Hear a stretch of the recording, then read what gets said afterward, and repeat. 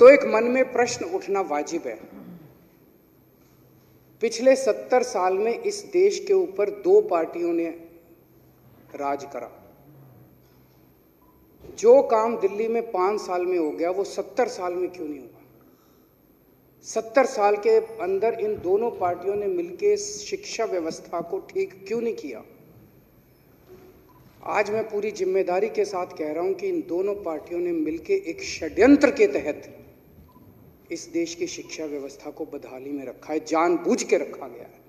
इन्होंने जानबूझ के इस देश के लोगों को गरीब रखा और इस देश के बच्चों को अनपढ़ रखा, क्योंकि ये चाहते थे कि अगर ये बच्चे अनपढ़ रहेंगे तो ये बच्चे बेरोजगार रहेंगे, अगर ये बच्चे अनपढ़ रहेंगे तो ये बच्चे पिछड़े रहेंगे, अगर ये बच्चे अनपढ़ रहेंगे तो ये गरीब रहेंगे, ताकि अमीरों को अपनी फैक्ट्रियों के लिए और अपने घरों के लिए सस्ते में लेबर मिल सके, ताकि इन पॉलिटिकल पार्टियों को जब जब इनको पॉलिटिकल रैलियां करनी हो तो इनको भाड़े के अंदर लोग मिल सकें, ताकि इन पॉलिटिकल पार्टियों को सस्ते में अपने पॉलिटिकल कार्यकर्ता मिल सकें, जानबूझ के, ताकि इन पॉलिटिकल पार्टियों को अपना वोट बैंक मिल सके, इनसे प्रश्न पूछने वाला कोई ना हो, इनको अनपढ़ रखो, पूरे इस देश की जनता को अनपढ़ रखो, इनको गरीब रखो।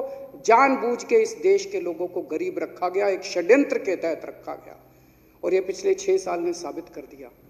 पिछले 6 साल के अंदर दिल्ली की जनता ने जो शिक्षा व्यवस्था देखी है, पिछले 6 साल के अंदर दिल्ली के अंदर जो शिक्षा के क्षेत्र के अंदर क्रांति आई है, उसने इन दोनों पार्टियों की जड़ें हिला दी। अगर ये 6 साल के अंदर शिक्षा के क्षेत्र में जो विकास हुआ है, उसी की वजह से पिछले विधानसभा चुनाव के अंदर कांग्रेस की 0 सीट आई और अब जो उपचुनाव हुए उसमें बीजेपी की 0 सीट आई।